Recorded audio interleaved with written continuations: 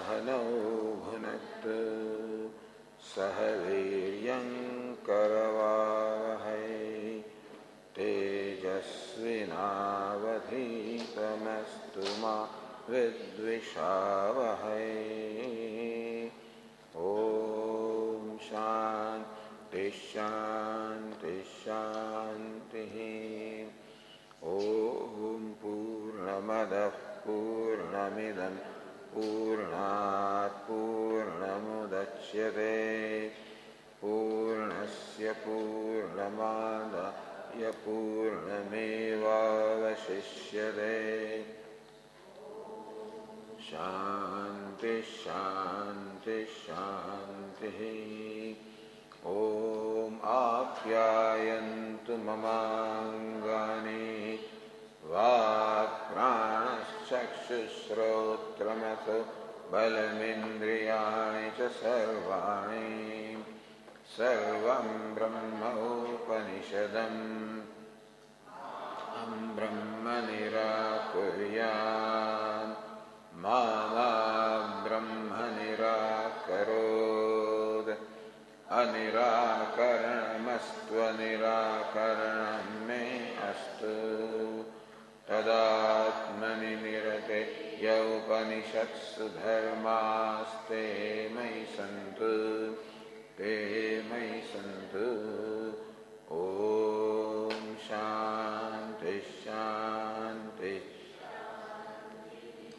श्रुतिस्मृतिपुराणानाम् आलयं करुणालयं नमामि भगवत्पादं शङ्करं लोकशङ्करं शङ्करं शङ्कराचार्यं केशवं बादरायणं सूत्रभाष्यकृतौ वन्दे भगवन्तौ पुनः पुनः। ईश्वरो गुरुरात्मेति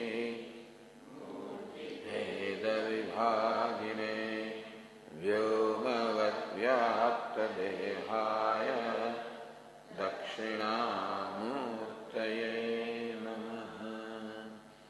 ओमित्येतदक्षरमुद्गीतमुपासीत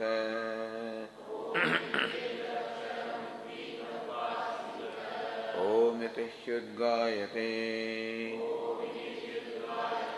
तस्योपव्याख्यानम्।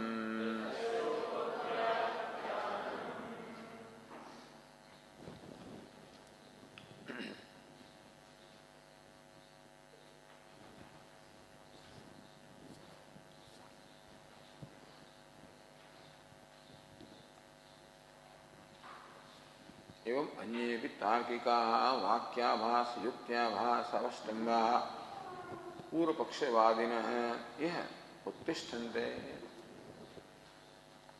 So when Vedanta says that Brahma is the Jagat Karanam, most important thing, what is Jagat Karanam? What's the cause of creation?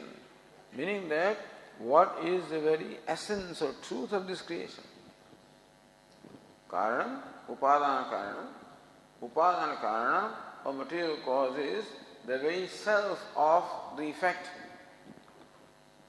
If you take the example of clay and pot, then pot is the effect.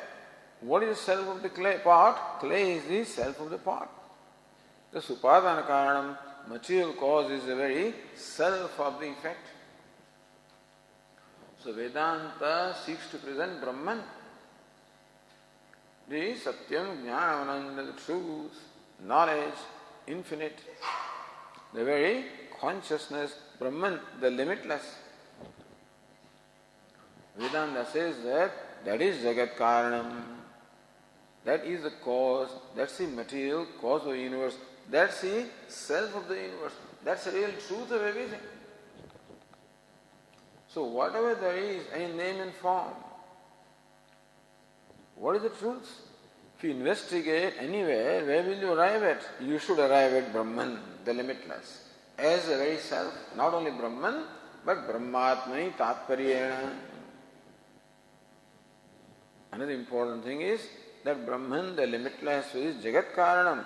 which is the cause of the universe, the self of the universe is Atma, is your very self.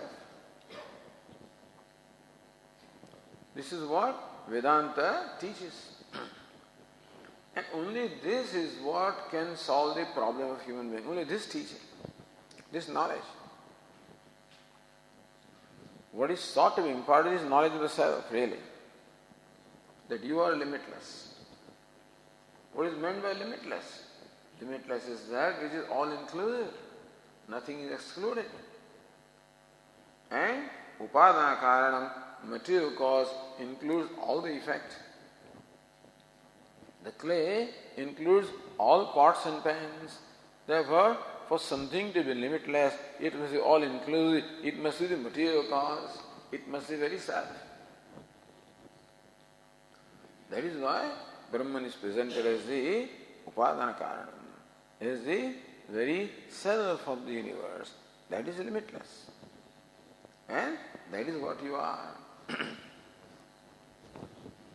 This knowledge leaves no duality whatever, no division, no sense of exclusion. What is meant by non-duality is that you are not excluded by anything and you do not exclude anything. You do not feel separate from anything. You do not feel excluded by anything. What is meant by feeling separate is feeling excluded. When I feel excluded, then I feel isolated. I feel rejected. So when you are not I and I am not you, then that is saying I am excluded by you. You don't include me because you don't include me in yourself. I am excluded. I am rejected. I am isolated.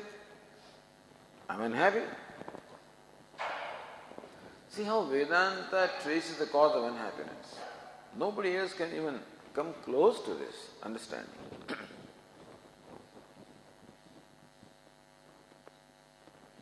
And therefore, only when I feel included, and that happens when I include everything also, understand? It cannot be that I am included by you and I do not include you, that I am included by everything and I include everything. That's called non-duality. That's called oneness. And when that is there, then alone true love is there. Love is always there. But the love finds its culmination when there is no distance or duality at all. So even if you accept love as the very nature of the self, that self can manifest itself, express itself in its full potential when there is no abstraction to its expression. The self always expresses itself with self-effulgence, thank God. But there are obstacles to its expression. And Vedanta says, this duality, this mutual, what is duality? Is anyonya abhava. Mutual exclusion. Anyonya abhava. You are not what I am not what you are. You exclude me, I exclude you. That this is what makes a person limited, isolated, wretched. And that is what makes him sad. Not any gain, not any loss, not what happens out there, nothing whatever need to make me sad. Only a sense of limitation, a low self-esteem that arises because I find myself not included or I am not able to include you. Even if I want to include, I am not able to do that. That generosity does not come as long as this sense of duality is there. As long as I look upon you as different from me, there cannot be a full expression of my feeling towards you. So Vedanta provides a fundamental solution. And that is Tattvamasi, that thou art. So this is what Vedanta wants to teach. And people who do not understand where Vedanta is coming from and what it seeks to accomplish. Two things. Where you are coming from and what it seeks to accomplish. When this is not understood, all kinds of idiotic, you would call them, that is why Bhashyakara says, all tarkikaha. People who simply go by tarka, go by merely intellectual reasoning, and they do not understand the meaning of what they are saying, that's all. They do not understand the meaning of what they are saying. When somebody says that the truth of the universe is achetanam, is insentient, is jadam, what do you mean? So, what do you get by that? Suppose you prove that. Does it mean that you are jada? So what do you get out of that? What problem will it solve? They believe that by knowing that all problems are solved, they say. Or that the truth is shunyam, is void, is non-existent. What will it do to you? Maybe they say that everything, you become oblivion, nothing remains, and so no dukkha remains. So according to them, dukkha nivritti is moksha. All dukkha goes away by this knowledge. Vedanta says not just dukkha nivritti, it is nirdisha sukha avapti. It is attainment of the unsurpassable happiness. That's what one wants. And that cannot be unless you are limitless. You find yourself limitless. So, evam anyepi tarkikaha vakyabhasa yuktyabhyasa avashtamba. Avashtamba, resorting to vakyabhasa. What seems to justify their opinion, which does not in reality. Yuktyabhasa, the reasoning that seems to justify their opinion, which in fact does not. Purvapakshavadinah ye uttishtante. So, here means what? Brahma karanavade uttishtante. When you talk of Brahma karanam, then they have all kinds of opposition, all kinds of problems. Tatra padavakya pramanajnena acharyena. Who is acharya here? Padavakya pramanajnaha. Who knows the meaning of pada, the words. Vakya, what a vakya or a sentence means. It is not enough that you know the meaning of a word. That's important, of course, that you should know the meaning of the word. Whether it is vachyartha, lakshyartha, what's the meaning? Should know the meaning of vakya also. And pramanam. What a pramanam can do. What is the pramanam for what? For knowing the world, the pramanam is your sense organs and the mind.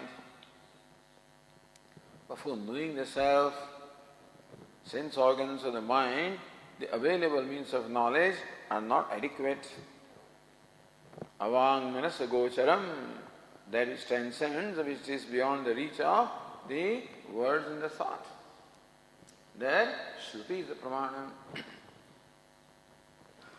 And so Acharya knows this. When you understand Shruti as pramanam, you see, you must know what is the ultimate pramanam. For the Nayayikas, Tarka is the ultimate. And when Bhashyakara calls them Tarkikaha, means that for them Tarka is the pramanam. For them, only this reasoning is a pramanam. Says no, Vedas do not come from reasoning. Vedas come from vision, and then reasoning comes later. Not that you arrive at the vision from reasoning, you arrive at reasoning from vision. So one who knows Acharya, Vedanta Vakyanam Brahmavagati Paratva Darshanaya. To show that all the Vedanta Vakyas, all the statements or passages of Vedanta or Upanishads, they all culminate into, they all have their purport in Brahma. And make you see this fact. Brahma Avagati Pariya, Avagati Paratva Darshanaya. That the purpose of all the Vedanta Vakya is the knowledge of the identity of Atma and Brahma. Vakyavasa Yuktiyavasa Pratipattaya Puru Pakshi Kritya Nirakriyante. So all the Pratipattis, all the conclusions arrived at, so they have justification for their conclusions also. Of course, they arrive at their conclusion through reasoning first, and then they find, look, this is what the Upanishad also says. So this is what Upanishad also gives us reasoning, Vakyabhasa, Yuktiyabhasa. What happens is, when you find justification for your conclusion, then you do not see the need to think further. You are quite convinced about your own conclusion. Similarly, these Purva Pakshis, when they find Vakya, the passages from Upanishads, which seem to corroborate their conclusion, then they are quite happy, convinced that what they have arrived at, that conclusion is right. So it is educating these people, that's all. The reason why the Purva Paksha is there is not so much to refute them, but to make them see where there is the fallacy of their thinking, reasoning. Tatra Sankhyaha, coming to Sankhyas are there, Vaisheshikas are there, Bauddhas are there. Bhashyakara takes Sankhya first. Tatra Sankhyaha Pradhanam Trigunam Achetanam Jagatah Karanam Manyamanaha Ahuru. The Sankhya's Manyamanaha, believing that, having concluded that Pradhanam, the primordial matter, Trigunatmakam Trigunam, consisting of three gunas, Sattva, Rajas and Tamas. Achetanam, insentient, Jagatah Karanam. Of course, they have their own reasoning for that conclusion. That Jagat, Nam Rupatmakam Jagat, the universe of the nature of name and form is insentient. And therefore, the material cause also must have the same qualities as the effect, meaning that the effect inherits the qualities of the cause. And therefore, you infer the nature of the cause from the effect. Effect in the form of universe is evident to us, which is Achetanam Trigunatmakam, Sukha Dukkha Mohatmakam. In the Jagat there are three kinds of experiences: Sukha, Dukkha and Moha. Sukha or happiness, result of Sattva; Dukkha and happiness, result of Rajas; and Moha, the delusion, result of Tamas. So Jagat is Trigunatmakam, the effect, therefore the cause also must be Trigunatmakam. The Jagat is Achetanam, the effect, so cause also must be Achetanam. Then what happens is that with that conclusion, when they find all kinds of reasoning, they are very intelligent people, no doubt. Having come to this conclusion, then they apply their faculty of reasoning and find apparently enough evidence even from Upanishads also, not only to justify their opinion, but to refute our opinion. That's why they are Urupakshis. Ahu yani Vedanta Vakyani Sarvajnasya Sarvashaktehe Brahmana Jagat Karanatvam Darshayanti. Yani Vedanta Vakyani, those patches of Vedanta or Upanishads, Sarvajnasya, according to you, according to Vedanta, you say that the Vedanta Vakyas, the statements or passages of Vedanta, reveal that Sarvagnya, omniscient. Sarvashakti, omnipotent. Jagat Karanam, that cause of the creation is omniscient, omnipotent.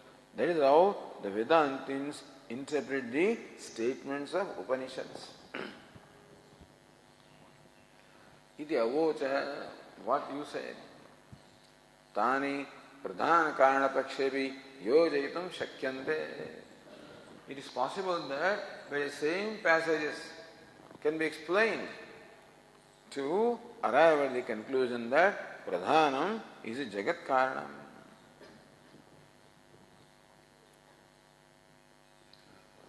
So, Sarva Shakti is okay. Sarvagnya they accept that the cause must be all-knowing, because the one who creates must have the knowledge of what is to be created. The cause must be omnipotent, possessed of the power and skills to create what is to be created. So they do accept that Jagat Karanam, the cause of creation, must be omniscient and omnipotent. And they find that Pradhanam also can be called omnipotent and omniscient.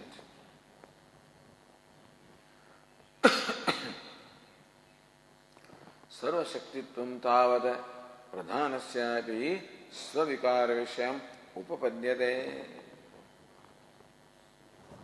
Look, the whole Jagat is vikara, the transformation of Pradhanam, the primordial matter.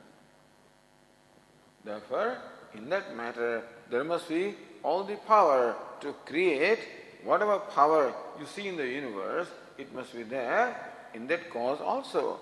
Therefore, Savikara Vishayam, Sarashaktitva. The Shakti or the power that you see everywhere in the universe, it all comes from Pradhanam. Therefore, Pradhanam possesses all the power. Pradhanam is omnipotent. Evam Sarvajnattam Upapadyate.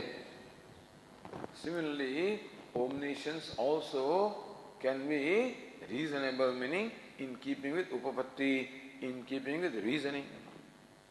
Katham, how can it be insensate? How can it be omniscient?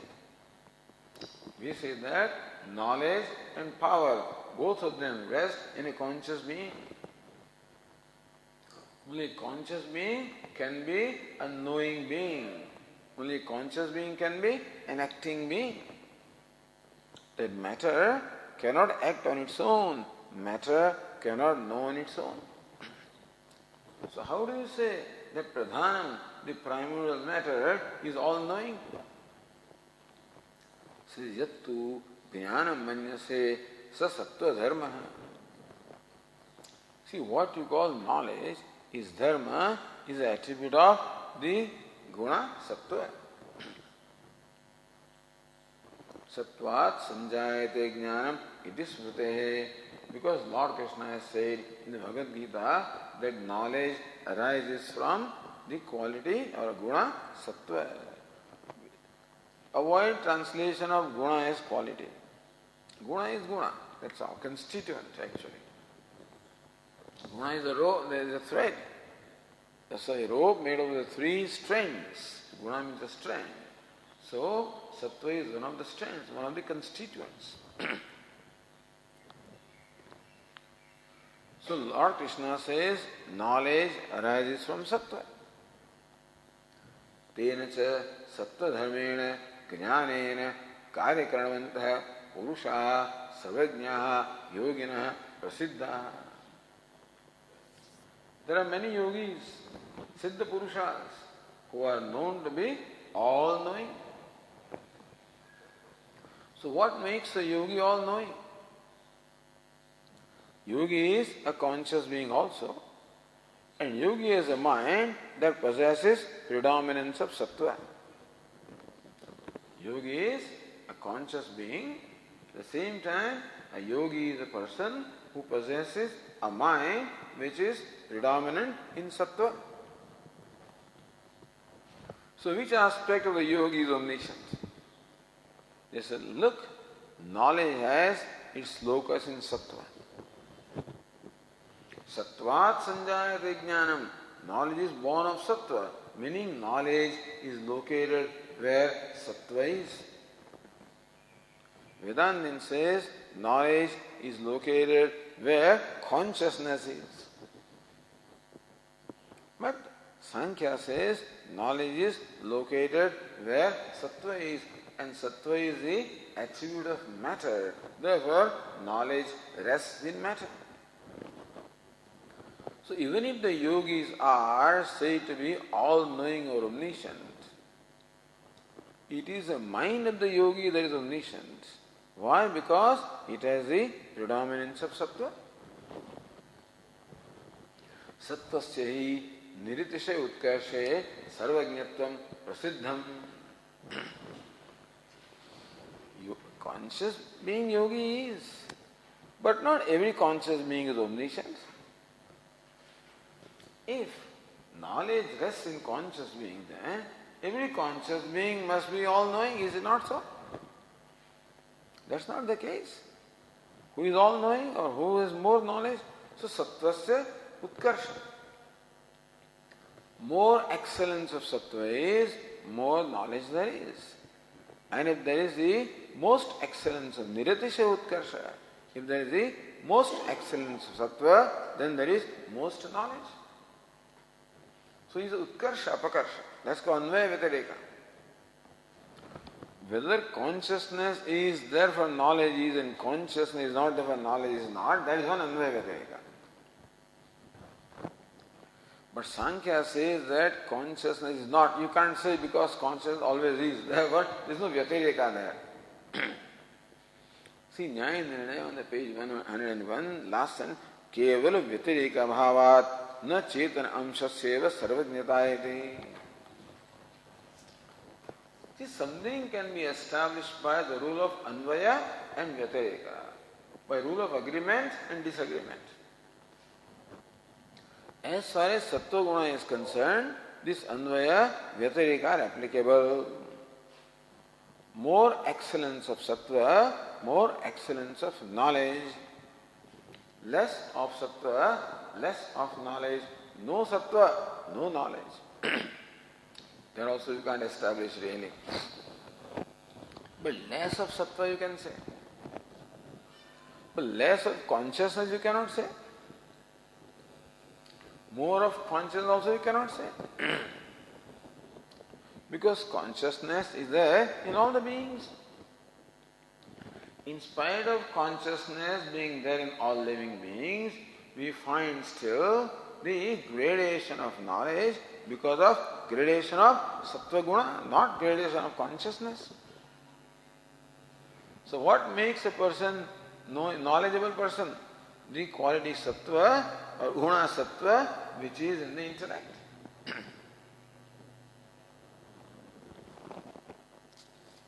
Kincha tasya sarvajñatvam durjnanam. Further, your consciousness cannot be omniscient. See, what is omniscience? Or who is God? Sarvajña, all-knowing.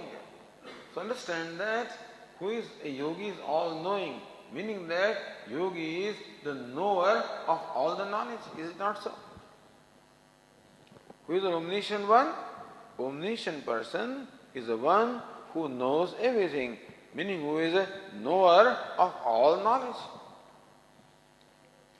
Can consciousness become knower? Tell me. Kinche tasya sarvajñatvam durjnanam chinmatrasya jnanakartrutva ayoga. See, knowingness also requires a modification, as you said yesterday. That I am a knower. The self becomes modified as a knower. I am an enjoyer. Self becomes modified as enjoyer. So knower, who can be the knower or enjoyer? The one that is available for change or modification. That will be taken up a little later now. But consciousness, as you claim, it is changeless.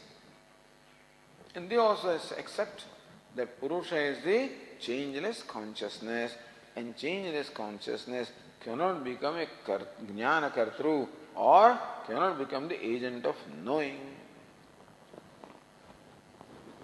न केवलस्य अकार्यकारणस्य पुरुषस्य उपलब्धिमात्रस्य सर्वज्ञत्वं किंचिज्ञत्वं वा कल्पयितुं शक्यम्. न केवलस्य पुरुषस्य, the purusha, the consciousness, kevala, merely consciousness. Akaryakaranasya, which does not possess body or sense organs, merely consciousness, without the body or sense organs or mind. Upalabdhi matrasya, which is merely of the nature of consciousness. Sarvajñatvam kinchijñatvam va kalpayitum shakyam. In pure consciousness, there cannot be gradation. So, sarvajñatvam, all knowing, is the gradation in knowledge. Alpajñatvam, little knowing, also is in gradation of knowledge. So, where this gradation of knowledge can be there, where the locus of knowledge also has gradation.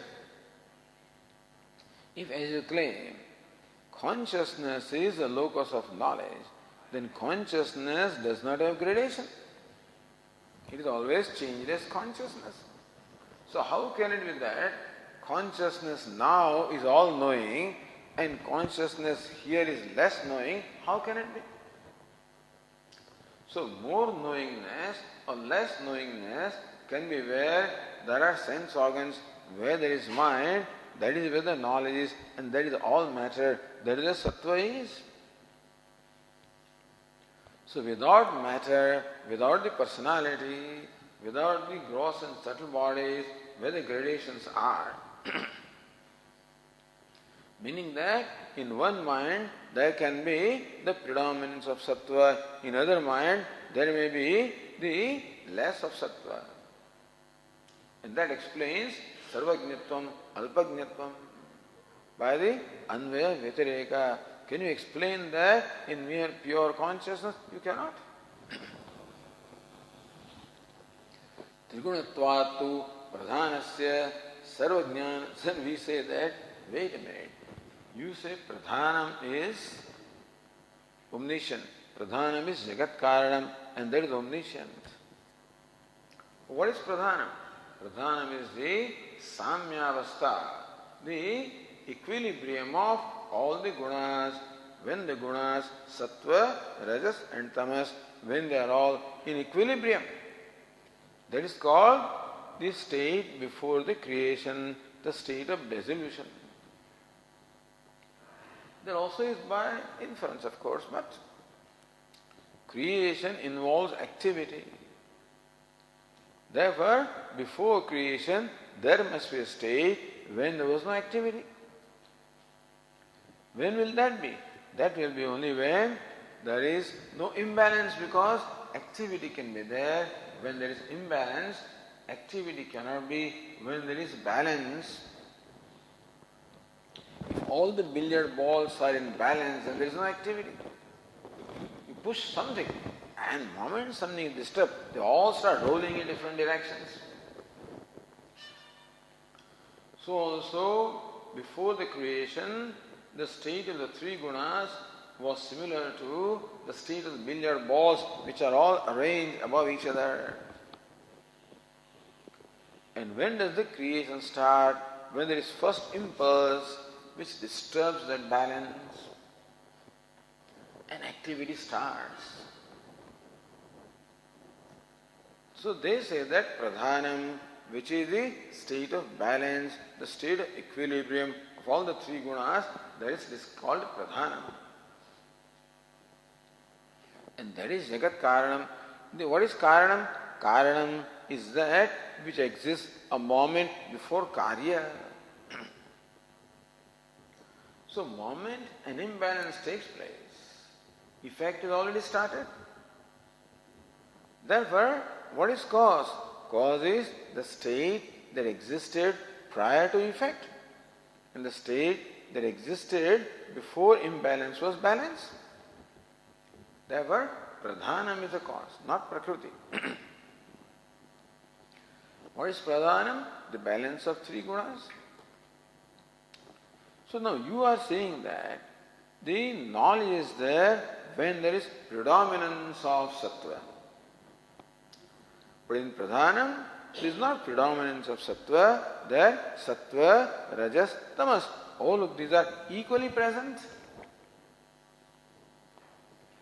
And that is how activity is not there. See, where there is predominance of rajas, activity will be there. And sattva and tamas, both of them obstruct rajas.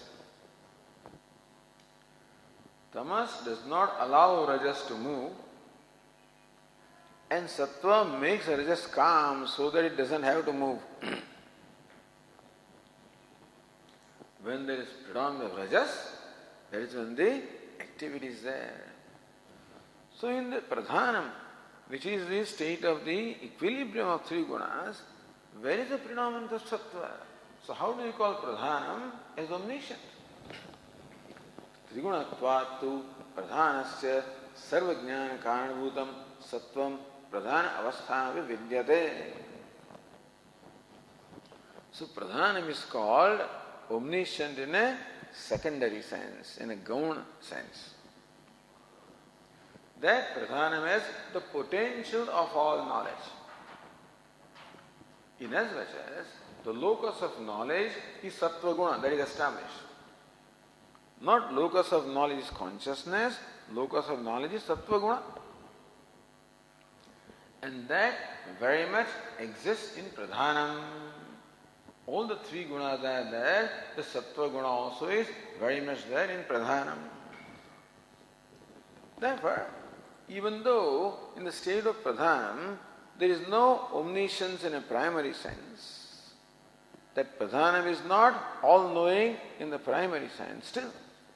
Inasmuch as pradhanam constitutes of sattva also, therefore it has the potential of all the knowledge. And therefore, in a secondary sense, pradhanam is called all-knowing.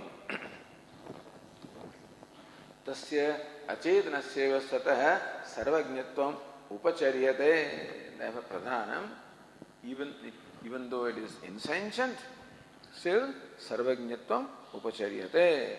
By upachara, in a figurative sense, we say that pradhanam is omniscient. On the page 102, continuing.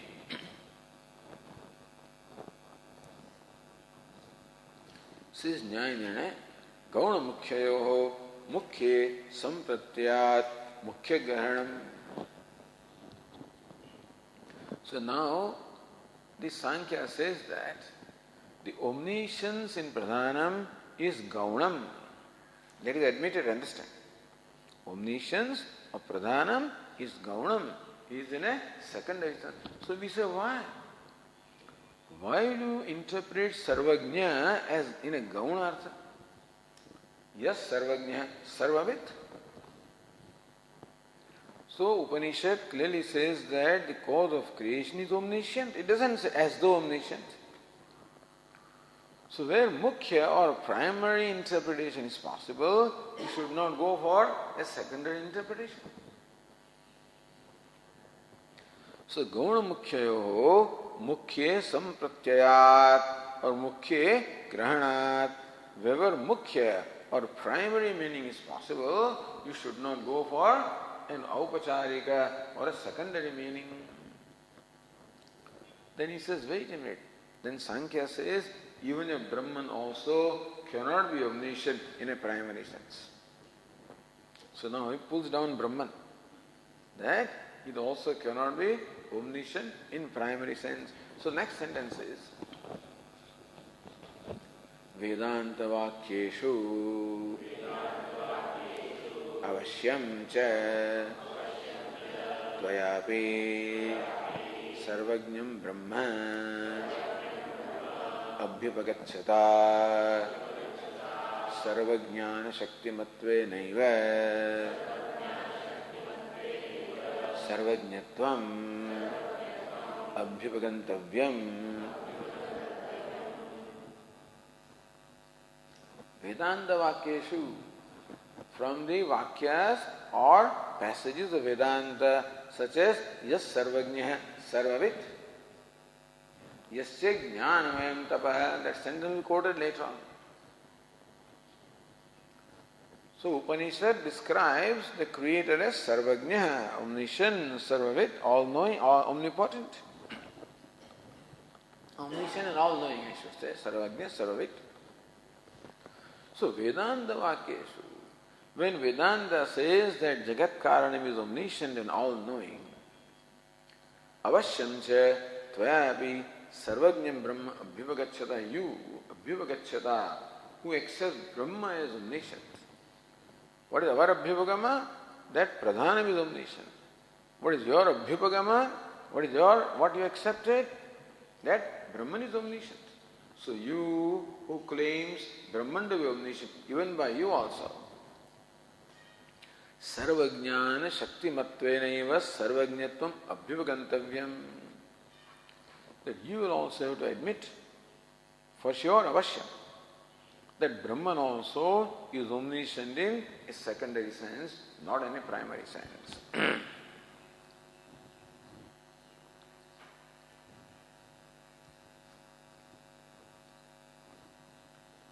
Nanu Maya says Ratna Prabha, Nanu Maya kimiti Shaktimatvarupam Gaunam Sarvajnatvam Angikaryamiti.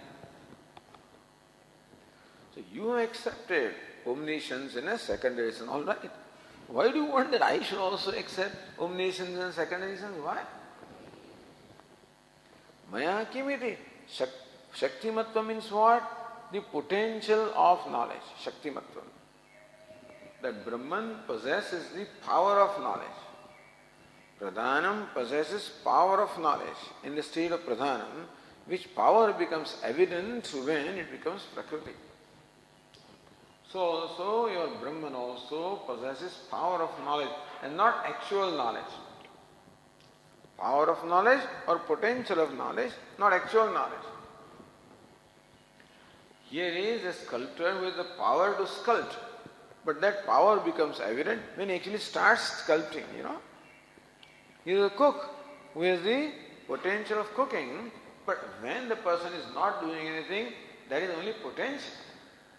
When he starts cooking, then the potential becomes a reality, becomes evident.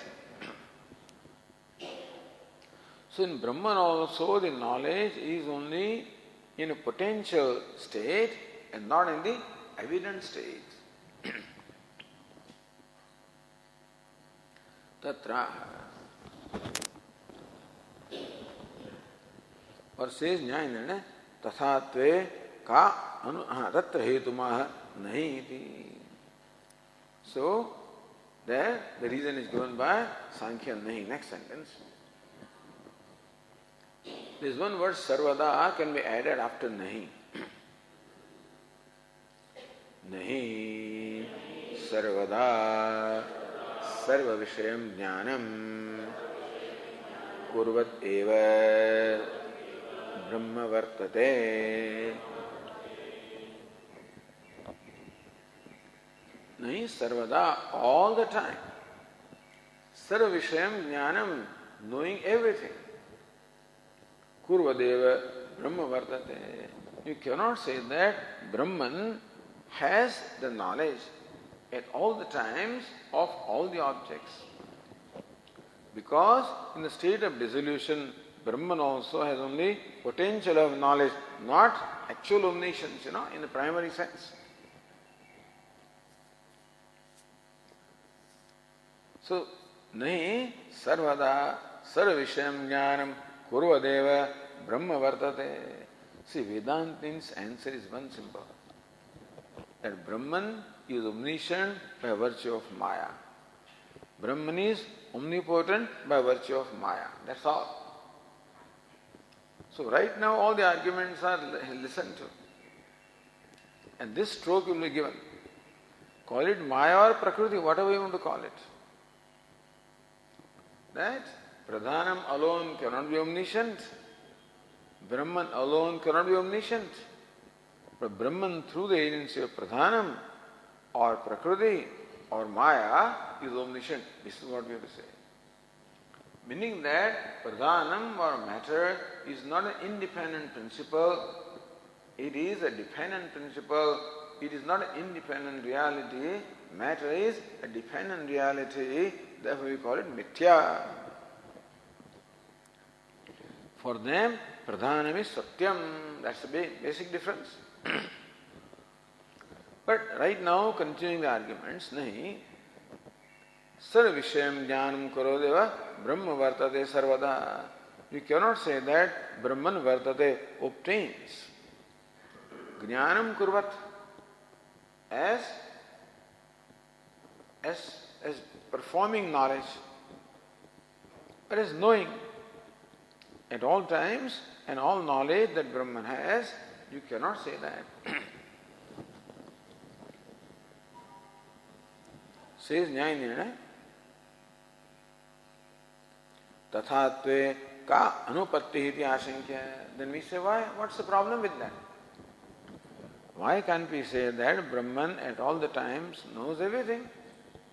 What is anupatti? So what is illogical there? Tell us. Iti ashankya tad jnanam nityam anityam vayati vikalpayati. So he says, all right, Vedantin, please tell us that knowledge that Brahman has, is it nityam or anityam? Is it permanent or impermanent? What is permanent? Permanent means Brahman knows at all the times, under all conditions. Impermanent means Brahman knows everything at some time and does not know at other time. It knows everything in some condition, does not know everything in another condition.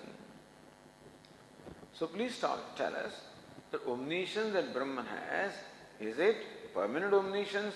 All the time Brahman knows everything? Or is it impermanent omniscience? Now and then Brahman becomes omniscient. Both have problem. Tatha hai. So says Bhashya, Tatha hi jnanasya nityatve jnana kriyam prati swatantriyam brahmanaha kiyeta. Tatha, to illustrate, jnanasya nityatve, if you say that Brahman is omniscient all the time, meaning jnanam or omniscience is permanent in all states, in dissolution, all the states, then jnana kriyam prati brahmana swatantriyam hiyeta. Jnana kriya, the act of knowing. Jnana means to know. So jnanam also is a result of act of knowing. So who is a knower? Knower is locus of act of knowing. Who is a driver? Driver is the locus of the act of driving. Similarly, for every pratyaya, who is the teacher, who is the driver, etc. So who is the knower? Knower is the locus of the act of knowing. So jnana kartrutvam is there, Just as kartrutvam, the doership of driving is there, then it's called driver. The doership of teaching is there, is called teacher. So when doership of knowledge is there, is called knower, isn't it? Who is knower? Knower is the doer or karta of the act of knowing. Now, the basic rule is swatantra karta. The karta is always swatantra. The doer is always independent. The doing depends upon the doer. The cook is swatantra. The cooking depends upon the cook. The cooking does not decide what the cook does, the cook decides, isn't it? Teacher and teaching. So teacher is the doer of the act of teaching. So it is doer always, the karta, who always decides what to do, how to do, whether to do, kartum, akartum, Anyathava kartum shakyam. This is the definition of the doership. That a doer is kartum shakyam. He has the freedom to do something. Akartum shakyam, freedom not to do something. Anyathava kartum, freedom to do whichever he wants.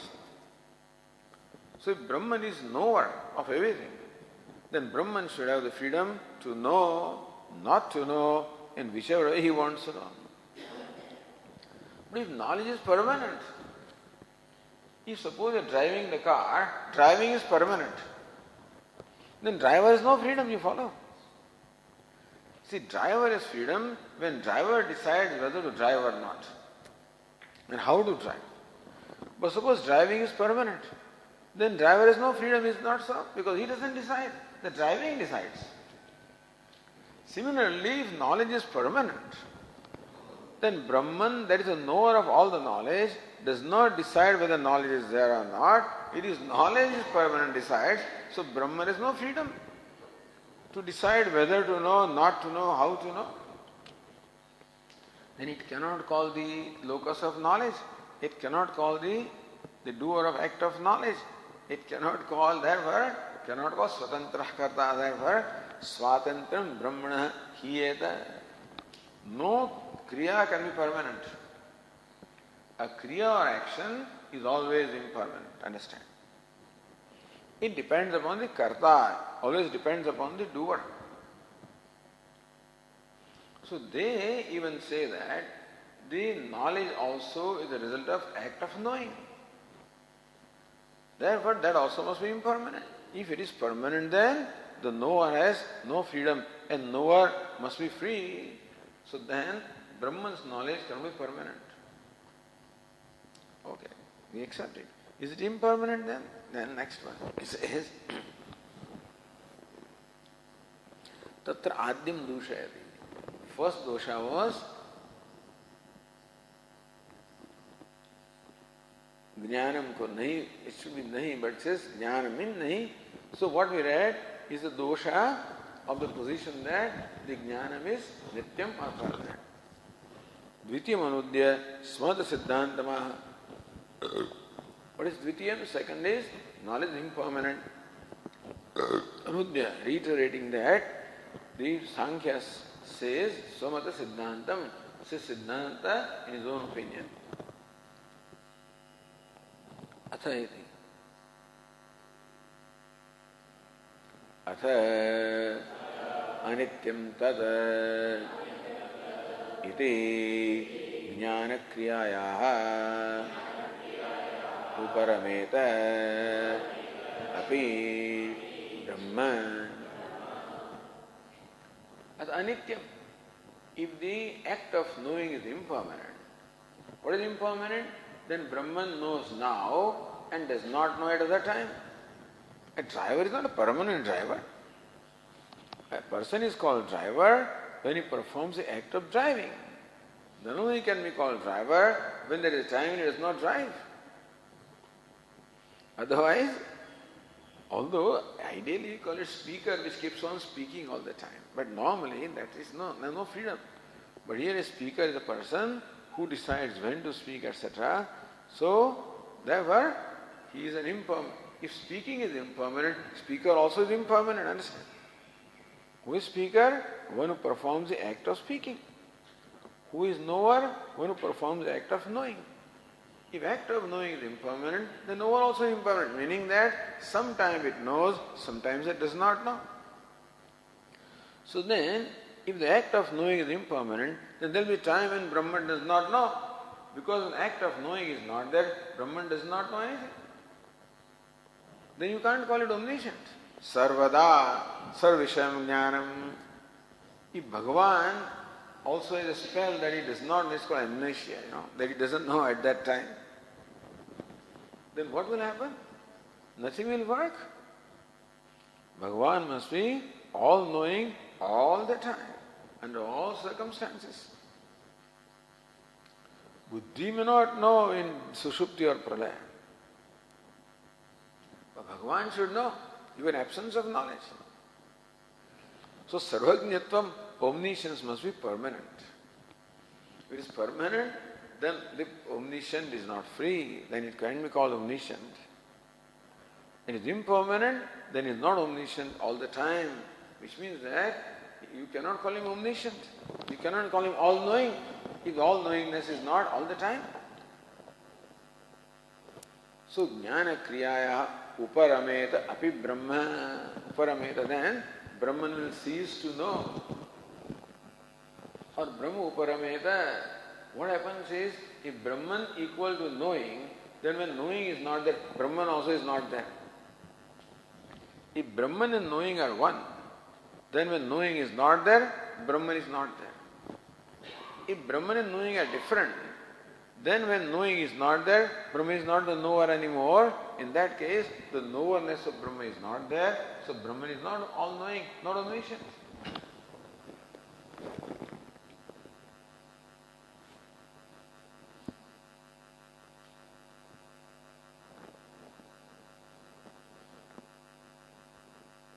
Therefore it says, tada sarvajnana shaktimatvenaiva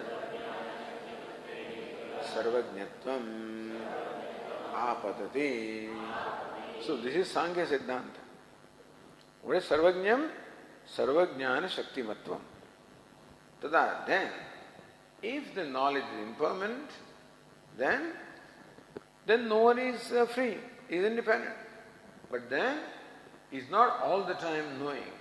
He knows sometime, other time, he has the potential to know, but does not know all the time. A driver is not driver all the time. When he is driving, he is a driver. At other times, he has the potential of driving, but not actual driving. So therefore you have to accept that. What is driving? Who is the driver? Driver is a person who has the potential of driving. Not all the time driving alone can be called driver. Similarly, what is omniscient? Who is omniscient? One who has the potential of omniscience. Who is a knower? One has the potential of knower.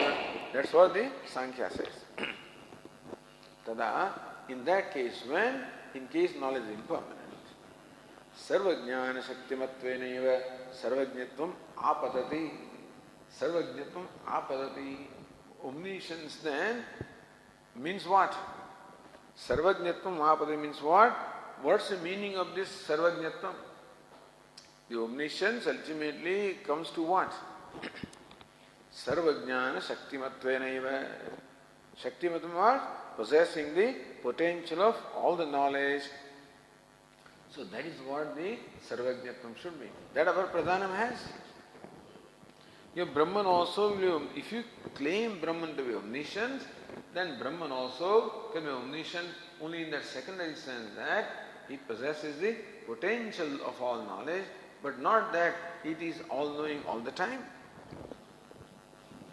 So pradhanam, in the state of dissolution, has a potential of knowledge. Brahman also, in the state of dissolution, has only potential of knowledge. So both are equal. That's what he will say.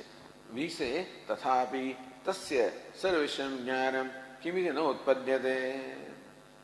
No, sorry. Anitya jnana pakshe brahmana sarvajnana shaktimatveneva sarvajnana ityatra hetvantaramaha. Anitya jnana paksha. In the paksha of the alternative, where knowledge is accepted as anityam and impermanent, Brahmana sarvajnata, the omniscience of Brahman also. So first of all, Sankhya proved that knowledge is impermanent, therefore in Brahman also the omniscience is only potential to know. Further, hetvantarama, and the reason also is given why Brahman cannot be knowing all the time. Brahman is also has a potential of knowledge. That's kind of omniscience it has. Apicha, Samashakara says. Apicha pragutpattehe sarvakaraka shunyam brahma ishyate tvaya. Ratnavara also said that anitya jnanasya pralaya nashat shaktimatvam vachya. He clearly clarified. Anitya jnanasya pralaya nasha. The impermanent knowledge is that which does not exist at the time of pralaya or dissolution. Therefore, shaktimatvam vacham. So you also have to accept that omniscience is the potential to know. Karaka abhavacha, and also because of absence of karaka. Apicha pragutpatte sarva karaka shunyam brahma ishyate tvaya. He says to Vedanta, look, you also say that utpatte prag, before the creation, nothing is created. So karaka, what is karaka? Karta, karma, karana, etc. The karakas are there.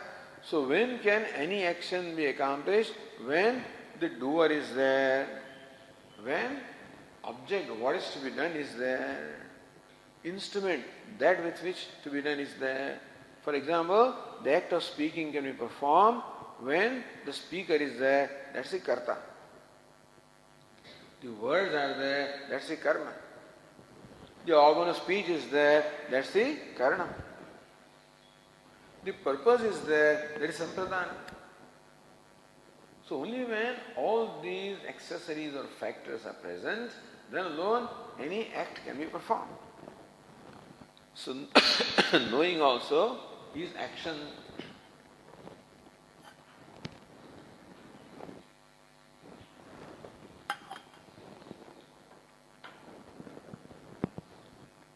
Therefore, for Brahman to be all-knowing, Brahman must have the doership, must have the object, must be the instrument. All this must be there. But what is a dissolution? When nothing is created. So there is no karma, there is no karanam. For example, for creating a pot, you require the karanam, the sadhanam, the nimitta, all the potter's wheel is required. You require will on the part of the potter, you require clay. So without clay, without potter's will, how can a potter do anything? So before the creation in state of dissolution, no such thing is created. So even if Brahman wants to know, the instrument of knowledge is not there. The knowledge is not there. Therefore, so sarva karaka shunyam brahma ishyate tvaya. Therefore, you also accept that Brahman is devoid of all the karakas, all the accessories. Let it be, we say, tathapi tasya sarvesham jnanam kividana utpadyate. We say that our Brahman does not require karakam. Suppose. So suppose Brahman doesn't have mind, and Brahman doesn't have speech, and Brahman doesn't have this, why should it not be all-knowing? So, apicha, therefore, says Bhashyakara,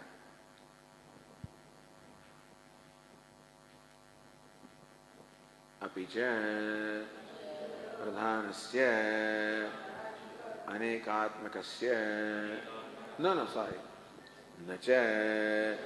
jnana sadhananam sarirendriyadinam abhave jnanotpattihi kasyachita upapanna. Says, he continues that, concludes this point. So completes it, nacha jnana sadhananam sharirendriyanam abhave. So you require body, you have sense organs, you require mind, you require all these accessories in order for performing the act of knowing.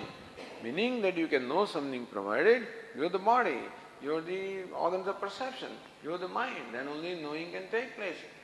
But none of this is there in the state of dissolution. Therefore, Brahman cannot be knowing at that time. So you cannot say Brahman is omniscient all the time.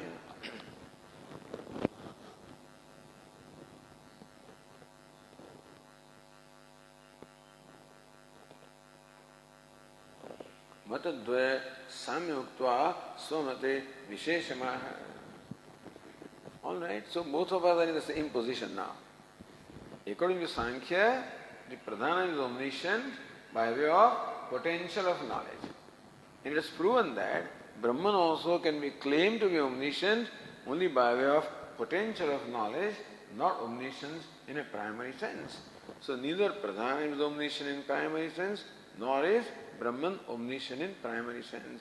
So then, well, both are in the same boat.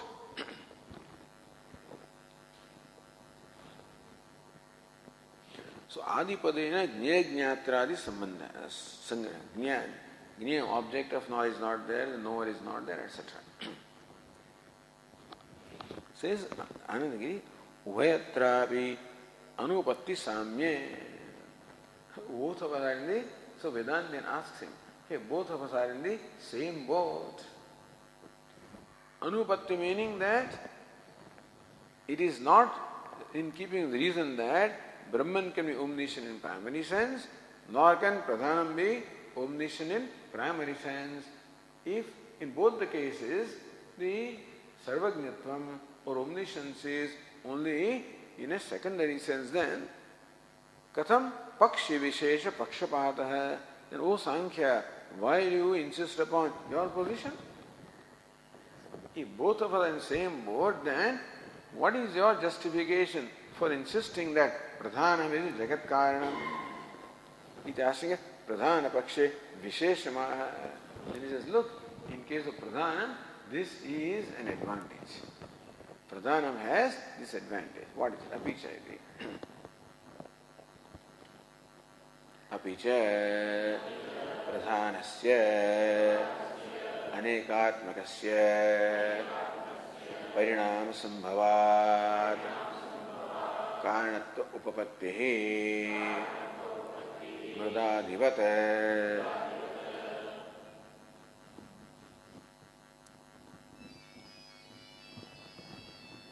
Apicha Pradhanasya Anekatmakatvat Anekatmakasya. Look, as far as Pradhanam is concerned, what's the advantage? Anekatmakam. Pradhanam consists of Sattva, Rajas, Tamas. So, in Pradhanam itself, heterogeneity is there. Pradhanam is not homogeneous, it is heterogeneous. It is Savayavam, it has many components. Brahman is Niravayavan, without any parts or components. So, Anekatmakasya Parinama Sambhavat. Therefore, Pradhanam can undergo transformation. Brahman cannot undergo transformation. See, what can change? What is called change? Change is the different state of constituents. That's called change. For example, what is a lump of clay? Lump of clay is a certain arrangement of the particles of clay. That's called lump. So when those particles rearrange in a different way, you call it pot. So what's a pot? Same particles are called pot. Same particles in certain arrangement called lump earlier. Same particles now in a different arrangement are called a pot and pan, etc. She doesn't know how to stop it, so that's okay. Don't worry. Don't pay attention. Therefore, apicha pradhanasya anekatmakasya. Pradhanam is anekatmakam. It consists of many, there is Swagata Bheda is there. Many internal difference or internal parts are there. So therefore, Pradhanam in the state of dissolution is when all the three gunas are in balance. When creation takes place, those gunas become imbalanced, then creation takes place. So Pradhanam has a potential of change and therefore it has the potential of creation. Whereas Brahman is partless, therefore Brahman has no potential of change. So Brahman cannot become Jagat. So Pradhanam has this advantage that it consists of different parts, different components, different ingredients, namely Sattva, Rajas, Tamas. Therefore, Anekatmakasya Parinama Sambhavat. Pradhanam can undergo Parinama or transformation. Karanatva Upapatti. Therefore, Pradhanam can reasonably be a cause, material cause, mrudadivata. So how come clay or earth can become the material cause? Because you said clay is the aggregate of particles.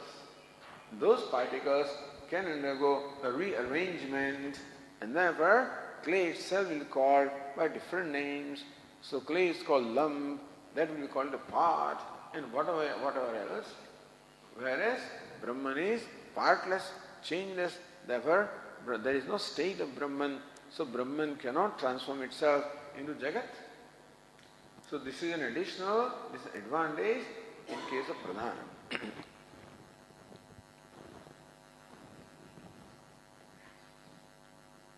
Then we can say, says that ekasyapi brahmana samagri sannidhanat. We say that Brahman is one, all right, non-dual. Itself doesn't undergo change. Samagri sandhyanathanat, but it's all the samagri with it. So even though the pot maker is one, pot maker cannot transform into a pot. But pot maker has clay and has potter's wheel, and therefore creation can take place. Samagri sannidhanat karanatvam ashankya. So because then Brahman can become the karanam, jagat karanam. Says tasya asangatvat advayatvat naivam.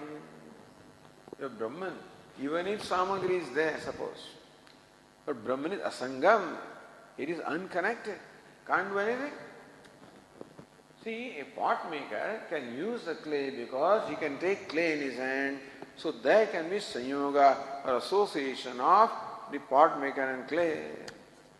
But Brahman is asangam, it is unconnected, unattached, therefore it cannot attach or associate itself with anything, even if something is there.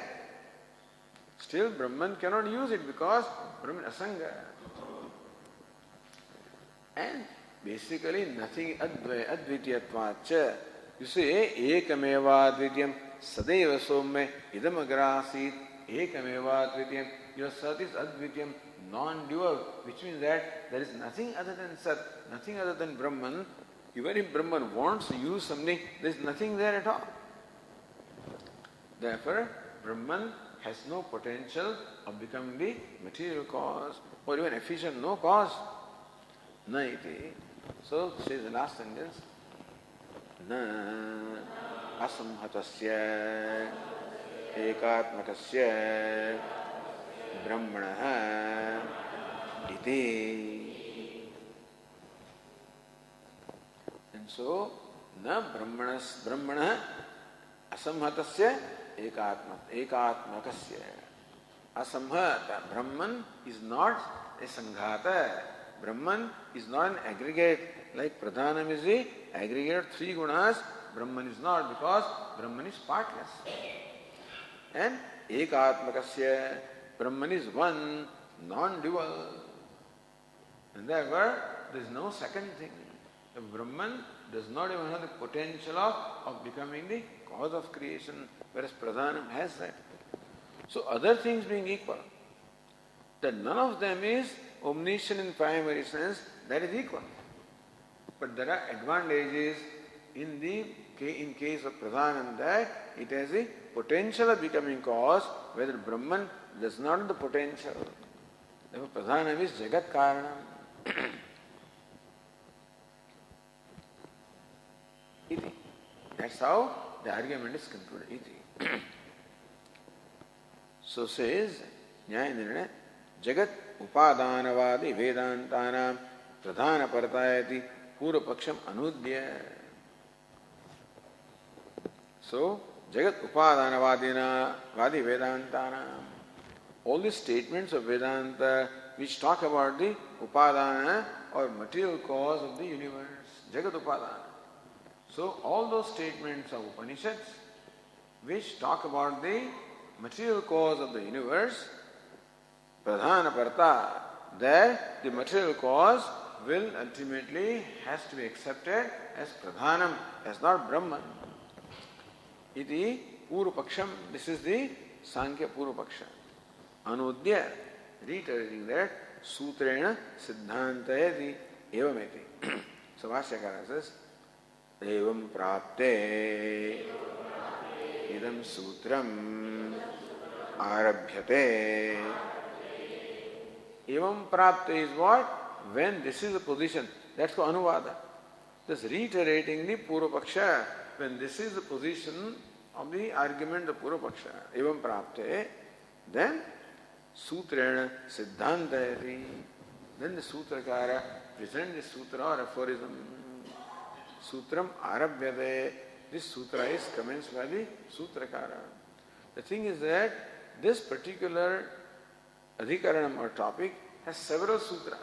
This is the first sutra of that.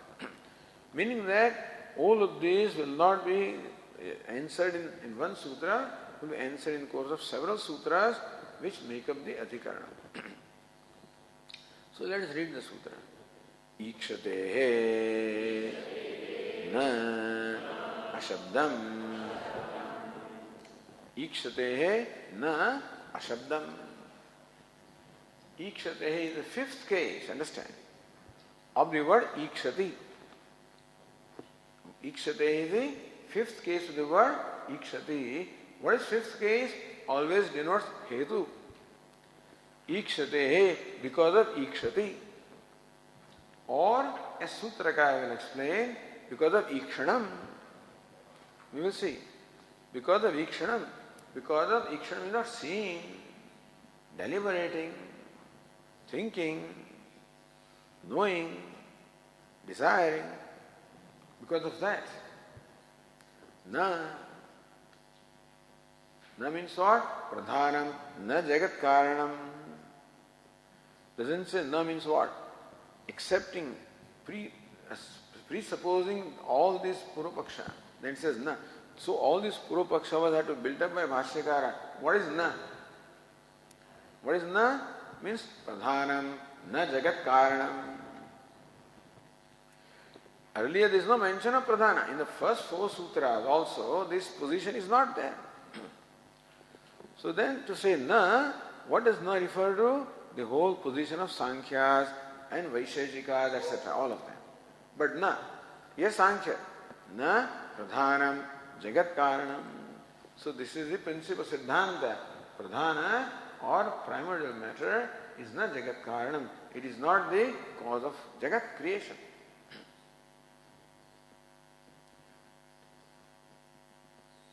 Ashabdam. It is ashabdam. Shabda means what? Shabda apratipadyam. Because it is not presented by Upanishads as the jagat karanam. Ashabdam. So, the Upanishads do not propound pradhanam as the jagat karanam. So when Upanishads talk about jagat karanam, they do not mean pradhanam. Upanishads only use the pronouns, therefore the pronouns are available for interpretation in whichever way you want, So kamayata it says. Who is saha? Tat aikshata. Who is tat? And therefore, so when Upanishad says tat or saha, referring to jagat karanam, they do not mean pradhanam. They mean Brahma. Why do not they mean pradhanam? Kutaha shabdam. Why do you say that Upanishads do not mean pradhanam when they talk about the jagat karanatvam or the cause of creation? Why? Ikshatehe, that's a hetu. Because of ikshanam, ikshanat, that's how the meaning should be. Because of ikshanam. Ikshanam means what? Seeing. Tat aikshata iti shrutau jagat kartuhu ikshitritva sravanat. Because Upanishad says that who is the cause of creation? The one who created the universe, he saw before creation, there is ikshanam, seeing, deliberating, and that can be only the nature of a conscious being. Pradhanam cannot see, cannot deliberate, cannot think. Therefore, Brahma is jagat karanam, not pradhanam. So, here it says pradhanam is not jagat karanam. That's what it means here. Okay, we'll continue tomorrow. Om Purnamada Purnamidam पूर्णात् पूर्णमुदच्यते पूर्णस्य पूर्णमादाय पूर्णमेवावशिष्यते